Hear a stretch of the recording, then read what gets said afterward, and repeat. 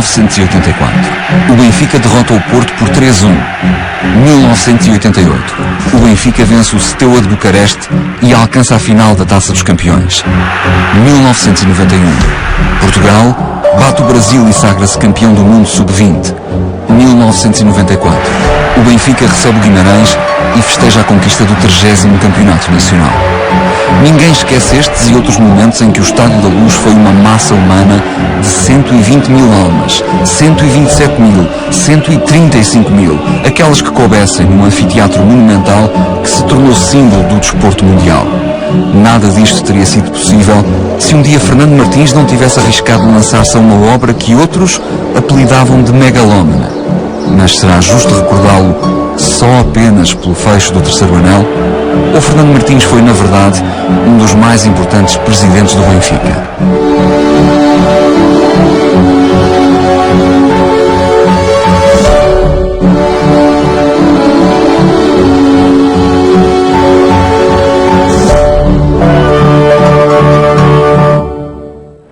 Fernando Martins.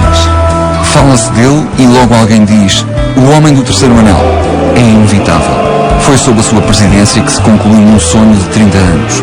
Fazer do antigo Estádio da Luz uma catedral com lugar para 120 mil fiéis.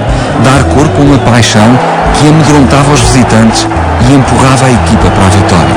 Foi com Martins que a Luz se tornou o maior estádio da Europa e o terceiro maior do mundo. E por isso, não há jogador ou adepto que o esqueça.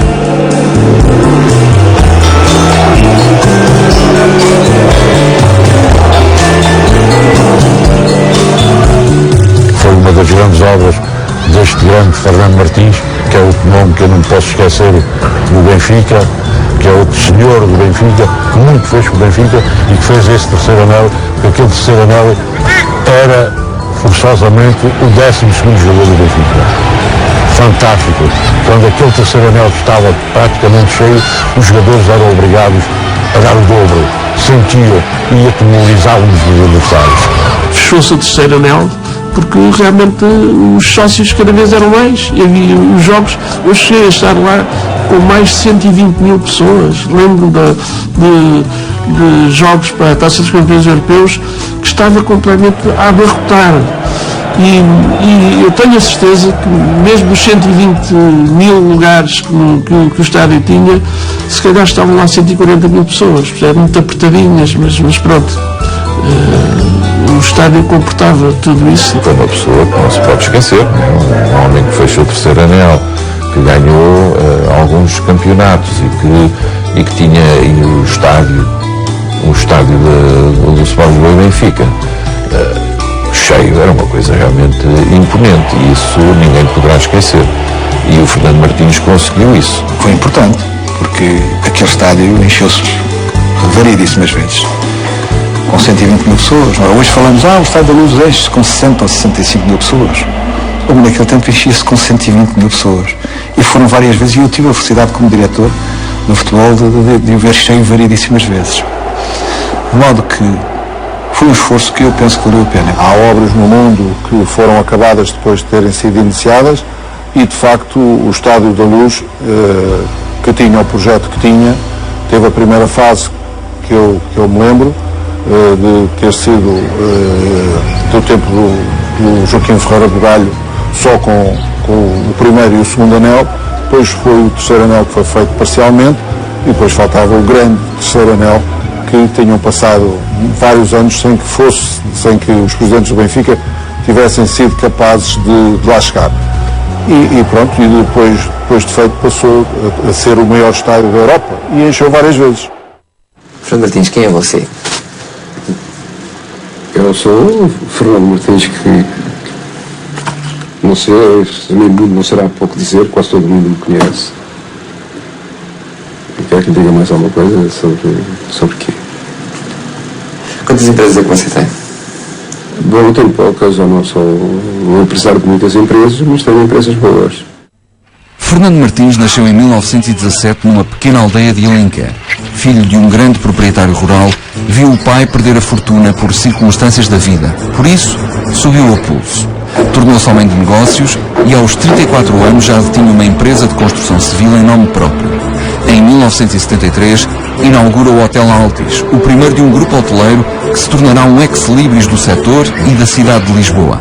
Quando Martins chega à presidência do Benfica em 1981, não é, portanto, um desconhecido. É um empresário de sucesso, um self-made man que, do nada, criou um império. Ele era um modesto construtor civil na terra dele, veio para Lisboa e envolveu-se na construção civil.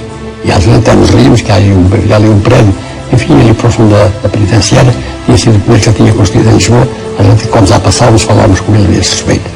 Depois, evidentemente, envolveu-se nas atividades económicas e hoje é o que é. Hoje é o que é, mas também tem hoje bons colaboradores. O filho e as netas, enfim, realmente também tomaram conta, digamos, da obra do pai e do avô e fizeram só hoje. Com ele a fazer esta obra que ele tem hoje. É um grande industrial, evidentemente. O meu pai tem, em termos de formação, tem a 4ª classe, mas eu, como digo, se lhe tivessem medido a inteligência, não é? Ele teria facilmente condições para ser engenheiro, para ser economista, porque ele números sempre soube acompanhar e teve sempre aquele espírito de construtor. Agora podia construir edifícios ou podia construir aviões, o que fosse encaminhado na altura. Portanto, as pessoas, quando têm capacidades que não foram, digamos, desenvolvidas com a aprendizagem em escola ou em universidade, não quer dizer que mais tarde não possam desenvolver as suas capacidades, ainda que através daquilo que aprendem durante a vida. E portanto, o self-made man, no fundo, é aquele que fez da vida a sua escola, a sua universidade, é a escola da vida. E Portugal, dessa geração, tem vários. Felizmente, tem vários que, não tendo cursos, portanto, académicos, têm o curso da vida, que tem grandes virtudes. E eu, é como se costuma dizer, peguei um saquinho às costas e fui à procura de vida, fui trabalhar.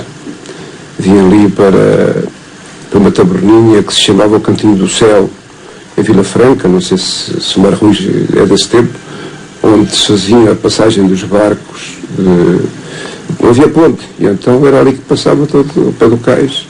E eu estava ali de madrugada, logo às 4, 5 da manhã, a vender os cafés aos passageiros. Foi por aí que eu comecei.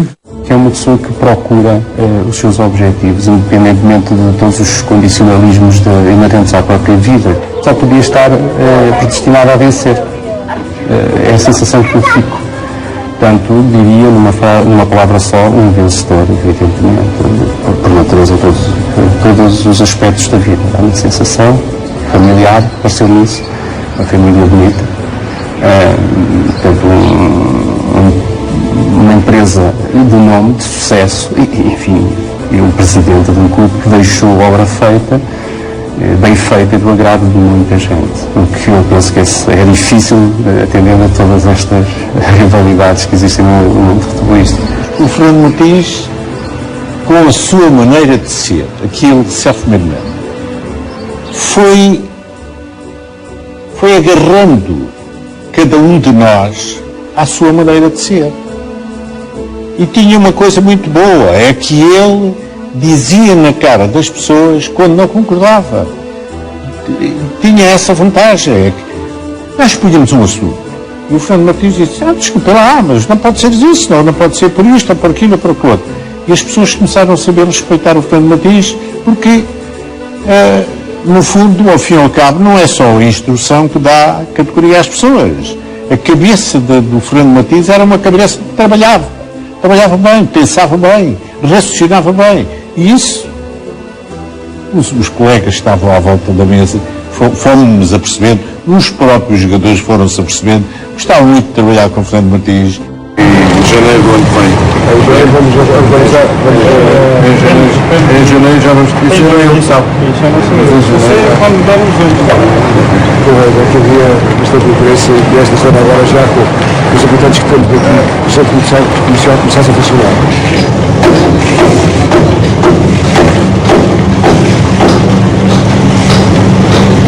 Normalmente as manhãs gasto-as nesta feira de construções. Venho aqui normalmente ver como é que as coisas... Só mais para visitar isto porque Eu, na verdade, gosto deste género de empreendimentos.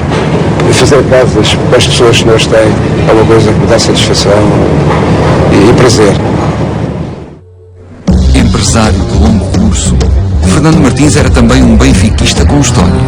Sócio desde 1947, integrou pela primeira vez os corpos diretivos do clube em 1965 como suplente do Conselho Fiscal.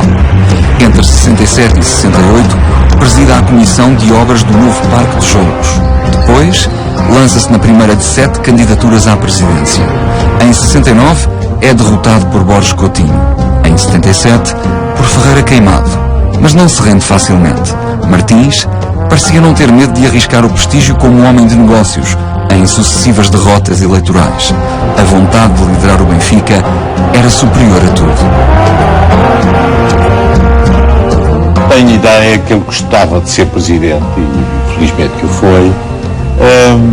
Enfim, antes dele tinha sido o Dr. Borges Coutinho, que era uma pessoa que com outras características, com outro elan também que o Fernando Martins na altura não tinha. Depois do Dr. Borges Coutinho houve o Ferreira Queimado. E eu direi que havia uma certa rivalidade entre Ferreira Queimado e Fernando Martins, porque os dois eram nascidos perto um do outro, tinham propriedades perto uma da outra e eram bastante conhecidos. E, portanto, havia ali uma certa rivalidade. Ele era uma pessoa que, com ligações ao Benfica, ele estava fora, era do grupo, não lhe vou chamar grupo, porque não era um grupo, mas das pessoas que sucessivamente estavam nos últimos anos a serem dirigentes do Benfica. Era um determinado grupo e ele veio, portanto, fazer, digamos ali, um corte. O meu pai já tinha concorrido por 2 vezes à presidência do Benfica, não tinha, penso que uma vez ficou em terceiro mesmo, e outra vez ficou em segundo, e portanto naquela altura o facto de ter um projeto de facto para o terceiro anel e ter um projeto para uma equipa europeia que o Benfica já tinha tido, quando venceu as 2 taças europeias, enfim, não havia Eusébio nessa altura e havia que encontrar outros artistas que pudessem levar Portugal à Europa. E para isso tínhamos que ter também um estádio que pudesse ter receitas. A 29 de maio de 1981, no ato eleitoral mais participado até